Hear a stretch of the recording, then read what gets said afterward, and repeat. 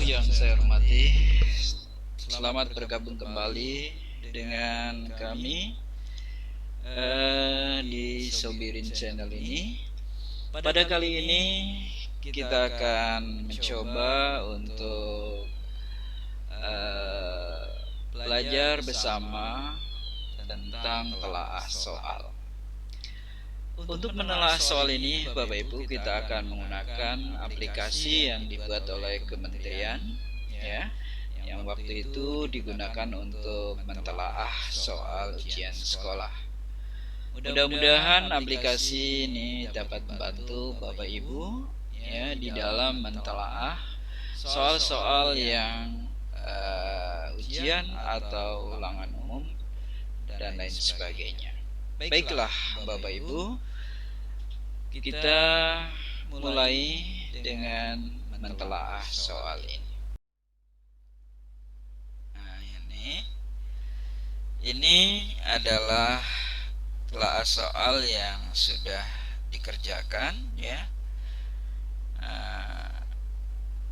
Hasilnya bentuknya seperti ini nanti, ya.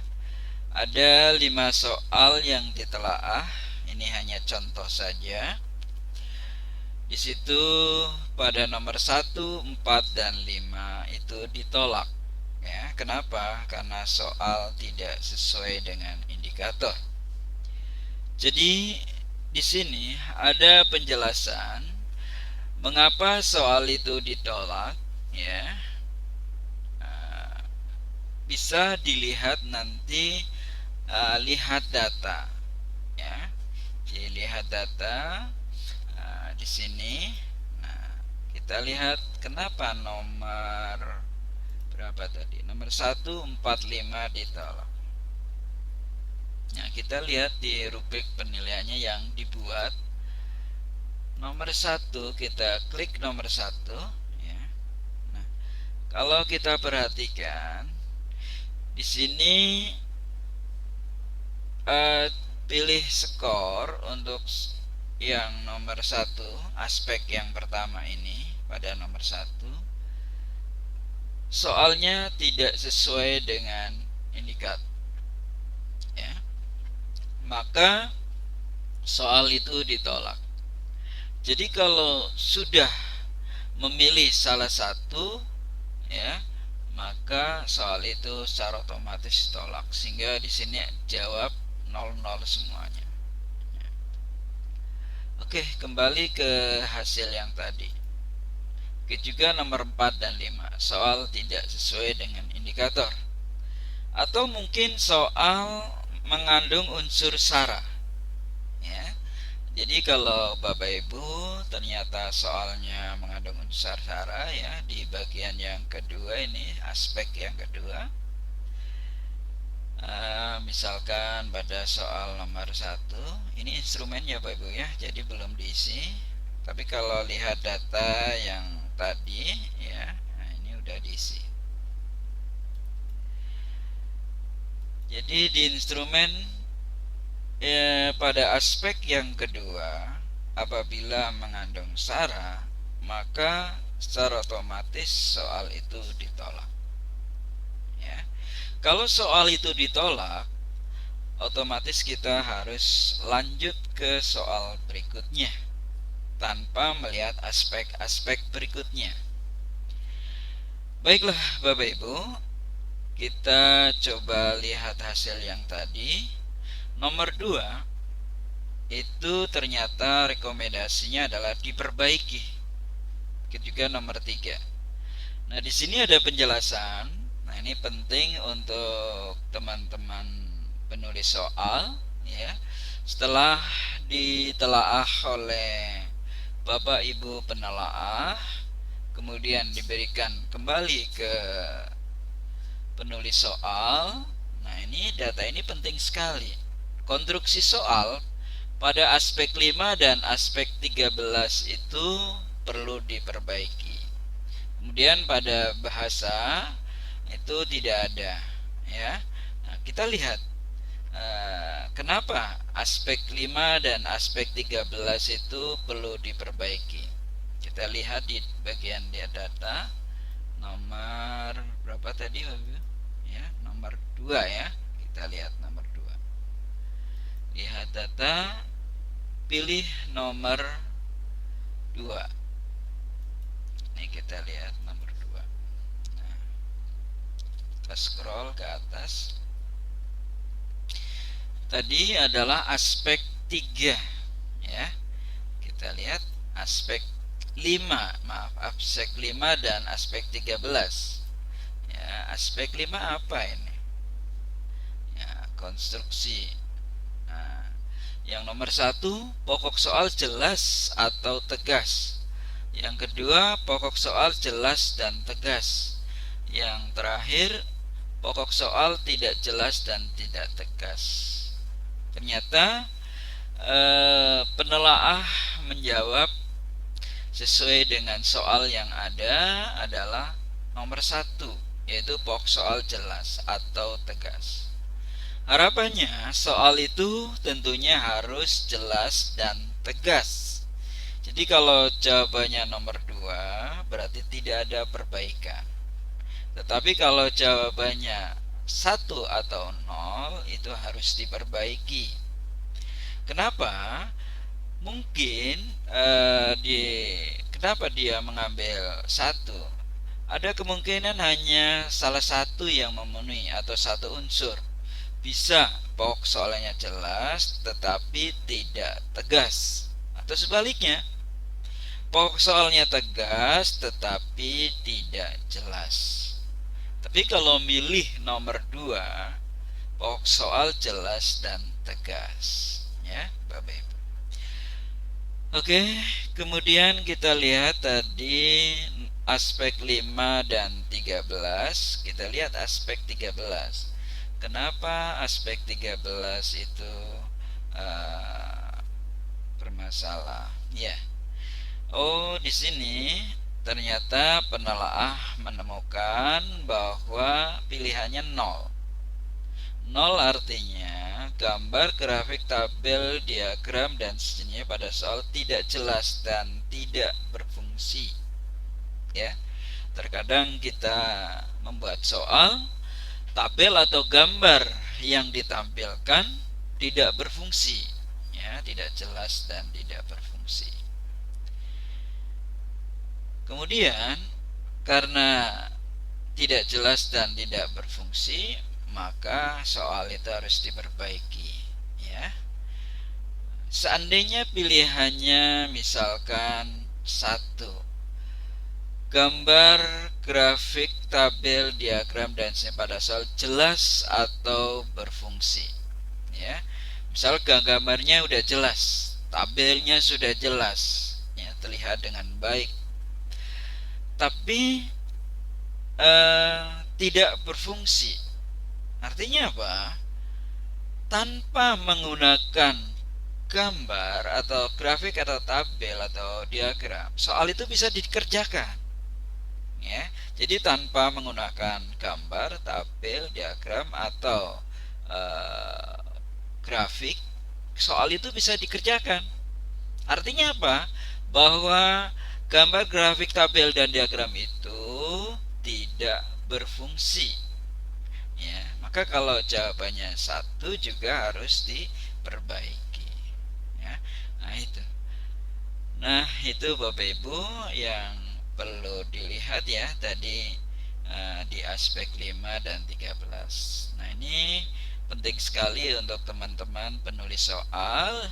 Ini nanti hasil yang akan diperoleh oleh Bapak Ibu penulis soal dari penelaah soal. Baiklah Bapak Ibu, mari kita coba untuk menelaah 5 soal saja, ya. Kalau ini kan kita mencoba melihat hasil dari soal yang telah dilaah. Mari kita coba bersama-sama mulai dari panduannya dan seterusnya.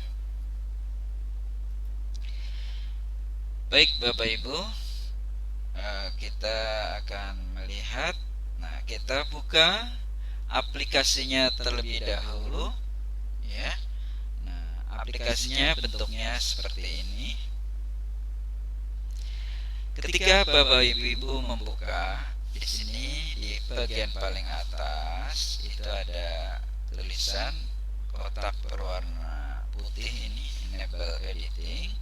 Nah, Ibu harus klik dulu. Ya, harus klik dulu. Oke. Nah, setelah itu makro harus di disable. Ya. Nah, ini telah ini harus di enable. Ya, harus di enable, maka harus diklik. Ini harus diklik. Ya. Sehingga tidak ada tulisan yang di atasnya lagi. Oke, kita lihat ada 1, 2, 3, 4, 5, 6, 7 sheet. Ya. Sheet yang pertama panduan dari aplikasi ini. Kemudian yang kedua biodata, instrumen, hasil, rekap, grafis, dan lihat data. Panduan ini tentunya adalah untuk memandu Bapak Ibu dalam menggunakan aplikasi ini. Kemudian biodata, ya, biodata tentunya data-data yang diperlukan. Instrumen, nah ini yang penting. Rubrik penilaian telah butir soal, ya, ini khusus untuk pilihan ganda.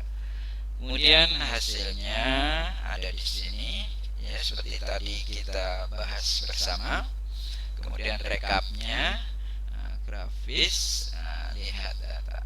Ya, dari rekapnya bisa terlihat dari 5 soal, berapa soal yang diperbaiki, berapa soal yang ditolak, dan berapa soal yang digunakan. Baik, kita coba mulai dari panduan Bapak Ibu. Nah, ini yang pertama sudah kita lakukan. Pada security warning, aktifkan makro, ya, dengan memilih enable yang tadi. Kemudian isi mata pelajaran penelaah butir soal, penulis soal, ya, ini ada di biodata. Jadi kalau kita klik biodata, ya, ini sekolahnya, mata pelajarannya, penelaahnya siapa, penulis soal.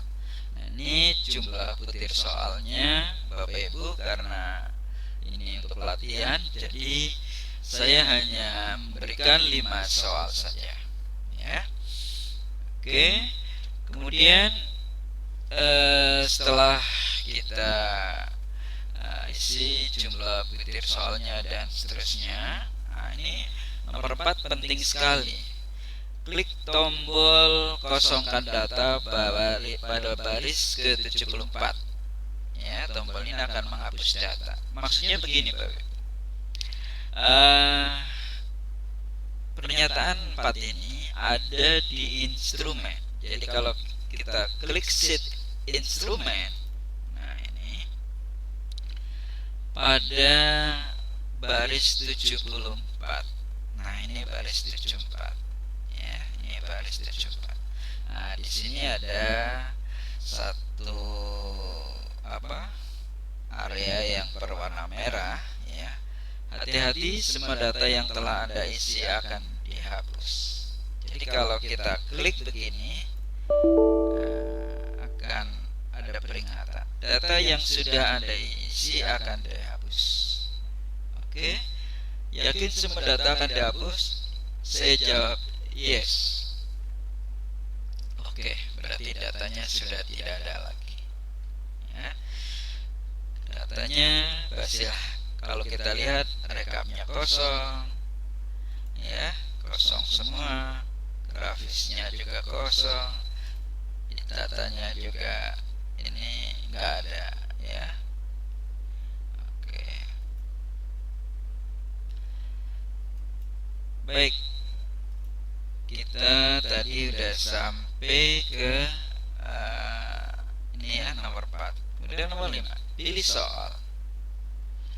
Jika aspek 1 dan atau aspek 2 bernilai 0, maka soal secara otomatis tolak, ya, dengan blok berwarna merah. Ya. melanjutkan ke soal berikutnya. Jadi maksudnya apa? Ketika kita berada di instrumen soal, ya, di sini ada nomor 1 sampai nomor yang ada 50 di sini, ya. Cuman kalau kita hanya menggunakan 5 soal, maka kita hanya menganalisis atau telaah 5 soal itu. Nah, terkait yang tadi, kalau aspek 1, ya, tulis soal maksudnya di sini, nomor soal 1, klik 1. Nomor soal 4, klik 4. Jadi kalau kita ngeklik 4, artinya yang kita telah adalah soal nomor 4, ya. Kita akan menelaah ada 18 aspek. Nah, ini ada 18 aspek. Kemudian ditambah dengan dimensi proses kognitif, ya, dengan cara kita klik ini, pilih salah satu, ya, baru diakhiri dengan kirim atau save, ya. Oke, jadi kalau Bapak Ibu misalkan, oke, kita mulai dari soal nomor 1. Oke, nomor 1. Nomor 1 kita lihat ke soalnya. Setelah kita lihat ternyata soal tidak sesuai indikator misalkan. Ini ada peringatan. Soal tidak sesuai dengan indikator. Lanjutkan soal berikutnya, ya. Maka kita jawab oke. Nah, gitu. Setelah kita jawab oke, ya, langkah selanjutnya, ini harus kirim atau di save, jangan sampai lupa, ya. Jadi kita nggak bisa milih proses kognitif, kita langsung klik atau save ini. Dimensi kognitif belum diisi, lanjutkan yes hanya jika soal status ditolak. Jadi kita jawab yes, ya. Oke. Nomor 1 sudah.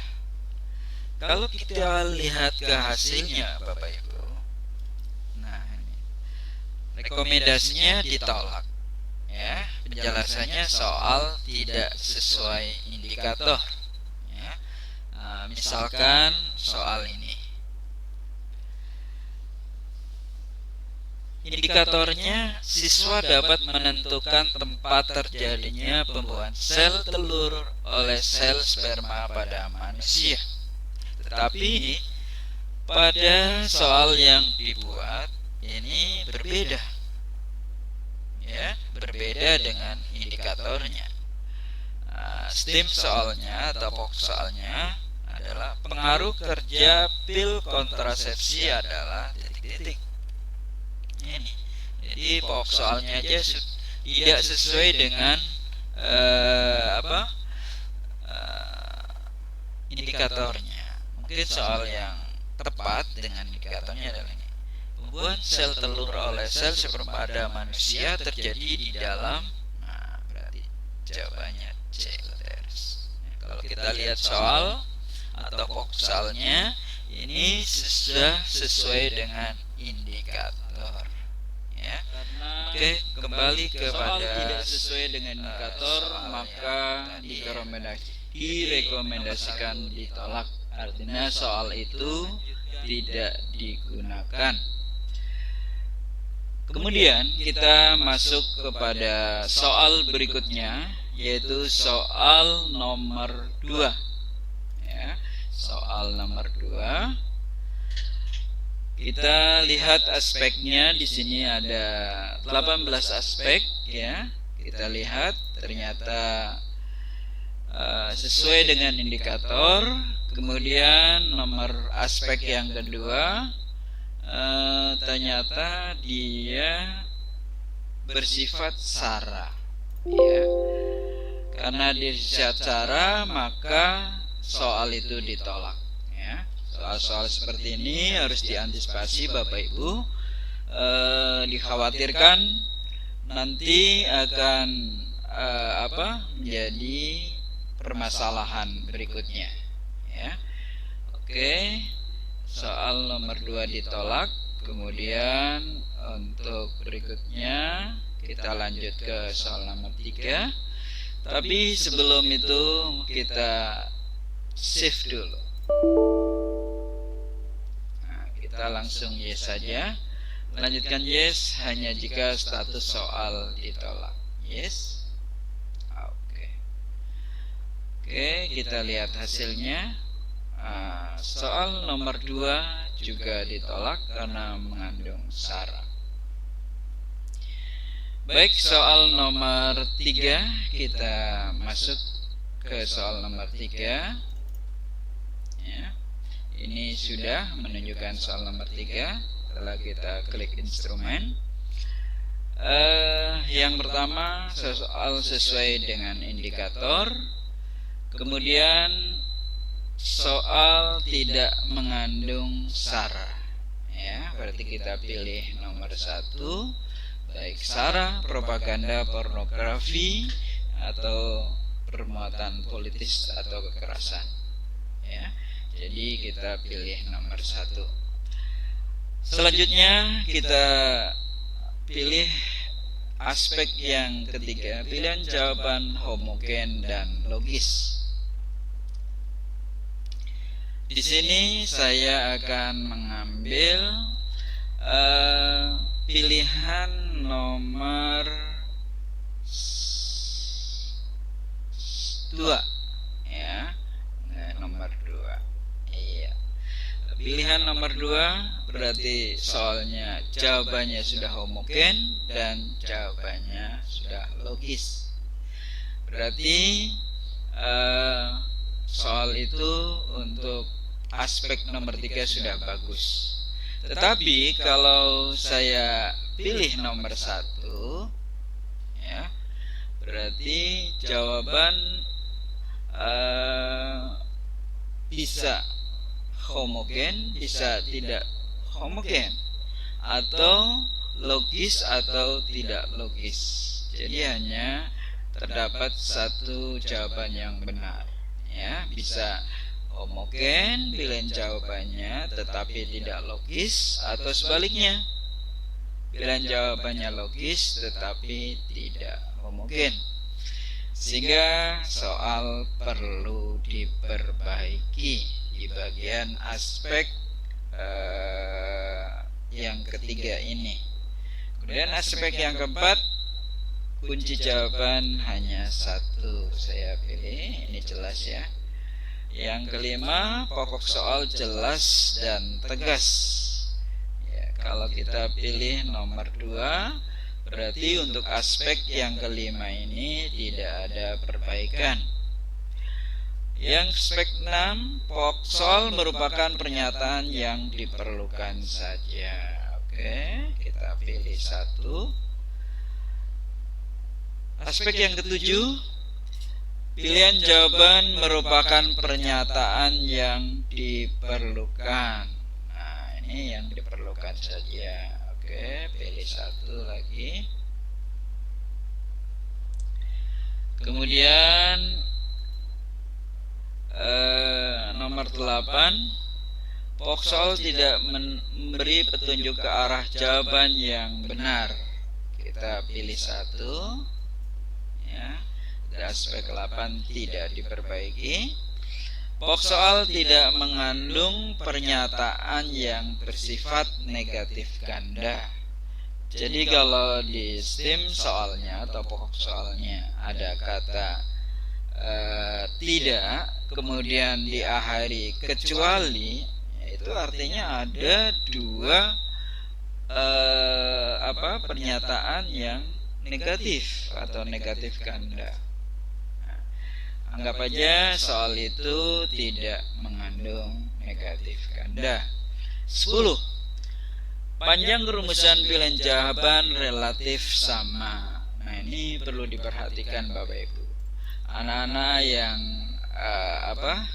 hanya melihat soal, wah ini pasti kalau jawabannya panjang itu yang benar, ya biasanya di benak anak seperti itu. Oleh karena itu panjang pendeknya soal itu perlu diperhatikan juga, ya. Saya ambil yang satu, rumusan pilihan relatif sama, ya, sama dalam arti bisa panjang pendeknya, bisa homogenitasnya, ya.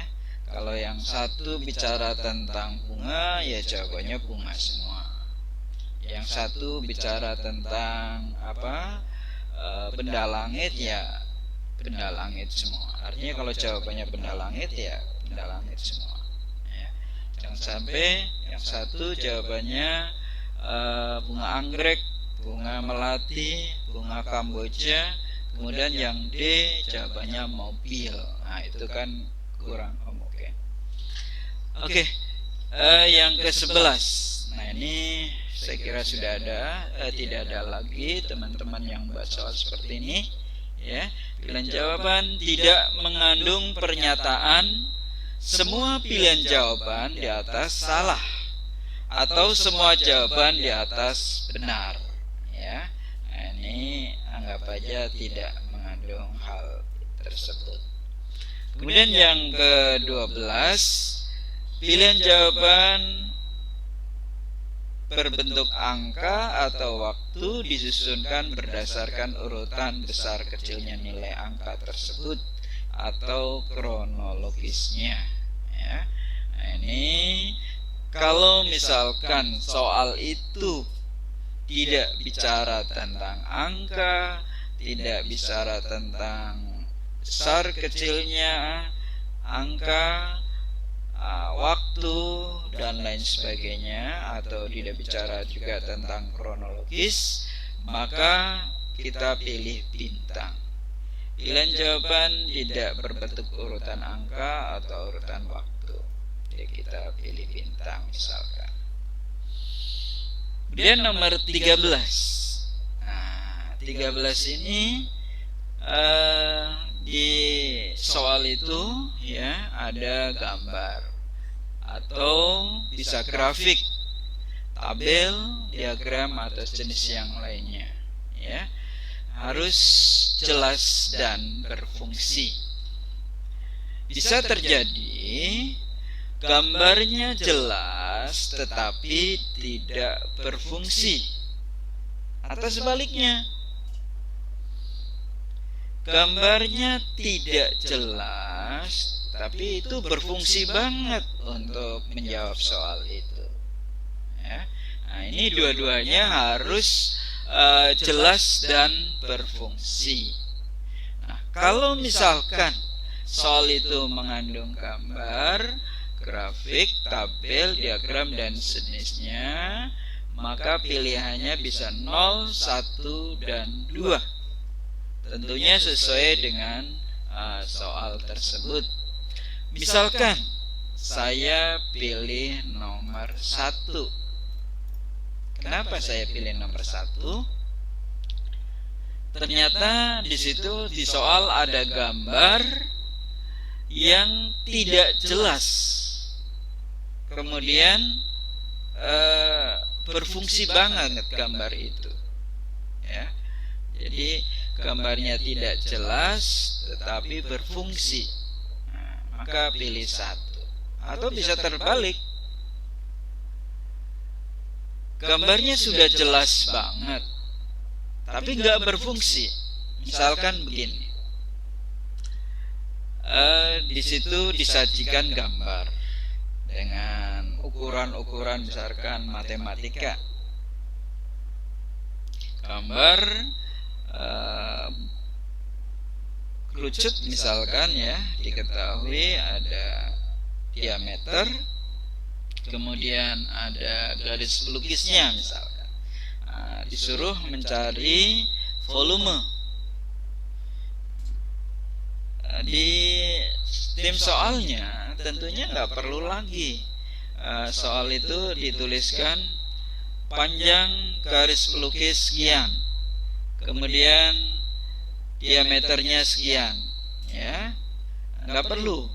Sebab kalau ditulis lagi, fungsi gambarnya tidak ada. Artinya apa? Soal itu tanpa gambar bisa dikerjakan. Maka dikatakan bahwa tidak berfungsi gambar atau grafik atau tabel atau yang sejenisnya. Ya, maka pilihannya 1. Tapi kalau misalkan gambarnya jelas dan berfungsi lagi, maka pilihannya adalah 2. Maka aspek yang 13 ini harus diperbaiki, ya, harus diperbaiki. Baik, kemudian aspek berikutnya 14 putih soal tidak tergantung pada pilihan jawaban soal lainnya. Nah, ini misalkan saya pilih 1. Kemudian yang 15, nah ini sesuai dengan kaidah bahasa Indonesia, ya. Jadi jangan menggunakan dialek-dialek yang tidak sesuai dengan kaidah bahasa Indonesia. Anggap aja sudah sesuai. Nomor 1. 16, soal tidak menggunakan bahasa yang berlaku setempat, ya, walaupun soal itu dibuat di Jakarta, kita tidak boleh menggunakan bahasa Betawi, ya. Misalnya ada kata lu, gue, dan lain sebagainya. Jadi tetap harus menggunakan bahasa yang kita gunakan, ya, kaidah bahasa Indonesia. Kemudian kalau misalkan bagaimana kalau soal bahasa Jawa, nah itu kan ada di daerah Jawa, maka pilihannya adalah bintang. Jadi kalau dalam hal ini untuk daerah Jakarta berarti pilihannya 1, tidak menggunakan bahasa setempat. 17, soal menggunakan bahasa yang komunikatif. Nah, ini penting sekali. Terkadang bahasanya panjang lebar tapi tidak komunikatif. Atau mungkin bisa juga soal anak SD menggunakan bahasa anak SMA. Terus sebaliknya, soal anak SMA menggunakan bahasa anak SD. Itu juga kurang bagus. Jadi soal harus disesuaikan dengan audiensnya. Baik, misalkan soalnya sudah komunikatif, ya. Jadi soal komunikatif juga perlu dilihat bahwa kalimat-kalimat yang ada di situ atau kata-kata yang ada di situ itu memang menjelaskan soal itu. Artinya siswa mampu menjawab soal itu, ya, dari pilihan yang ada. Kemudian yang berikutnya, pilihan jawaban tidak menggunakan mengulang kata atau frase, ya. Jadi kita tidak mengulang kata atau frase. Nah, misalkan tidak. Nah, ini sudah. Skor hasil telaah 90. Keterangan baik, tindak lanjut pasti diperbaiki, ya. Tadi ada perbaikan di gambar, ada juga perbaikan di apa tadi, ya, nah itu nanti bisa dilihat di hasilnya. Ini hasil, lihat data hasil, ya. Oke, kita lihat proses dimensi, proses kognitifnya. Anggap aja mengaplikasikan, ya, kita simpan. Oke, sudah tersimpan. Oke, kita lihat hasilnya. Nah, ya, diperbaiki, ya. Nah, di mana yang diperbaiki? Nah, ini sudah dijelaskan. Ini bagus sekali untuk tim penulis soal, ya. Jadi nanti lihat di hasil. Di soal aspek 3 itu harus diperbaiki. Di nomor 3 pada aspek 3 harus diperbaiki. Juga pada aspek 13, ya, tentang konstruksi soal harus diperbaiki. Oke, kita lanjut ke nomor 4. kita lanjutkan nomor 4 atau lihat data dulu. Nomor 2 tadi sudah ya. Nah, ini ditolak juga ya, nomor 2 ya. Nomor 3, oke, ini diperbaiki nomor 3.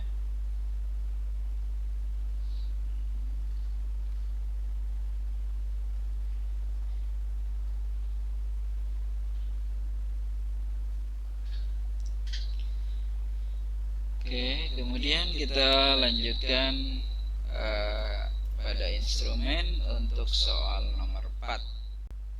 Kita anggap aja nomor 4 itu soalnya sudah bagus ya. Maka nomor 1 pasti sesuai dengan indikator. Kemudian ya, kita anggap semuanya sudah sesuai. Ini nomor 2 ya, homogen dan logis. Kemudian hanya satu jawaban. Aspek kelima, ini pilihannya harus 2 ya. Pokok soal jelas dan tegas. Kemudian yang nomor 6, pokok soal merupakan pernyataan yang diperlukan saja. Yang ketujuh, pilihan jawaban merupakan pernyataan yang diperlukan. Oke, tidak memberi petunjuk ke jawaban yang benar. Kemudian tidak mengandung pernyataan negatif ganda. Rumusan jawaban itu relatif sama. Kemudian pilihan jawaban tidak mengandung pernyataan, semua jawaban di bawah di atas salah atau benar semua. Nah, itu saya pilih 1. Kemudian ini anggap aja tidak ada urutannya. Kemudian nomor 13, tidak ada grafik, tabel atau diagram, maka saya pilih bintang karena nggak ada. Butir soal tidak tergantung pada soal lainnya. Kemudian yang kelima, soal menggunakan bahasa yang sesuai, katakanlah sudah sesuai. Kemudian nomor 16, tidak menggunakan bahasa yang berlaku setempat, ya, kita pilih 1. Yang ke-17, bahasanya komunikatif. Yang ke-18, tidak mengulang frase atau kata. Maka skornya adalah 100 ya. Kalau skor 100, maka tindak lanjutnya digunakan. Oke, kita pilih dimensi perspektifnya, katakanlah memahami. Kita simpan. Oke, bisa kita lihat hasilnya. Nomor 4 ya, digunakan. Nah, ini penjelasannya tidak ada ya, karena soal itu digunakan. Baik, kita lanjut nomor 5.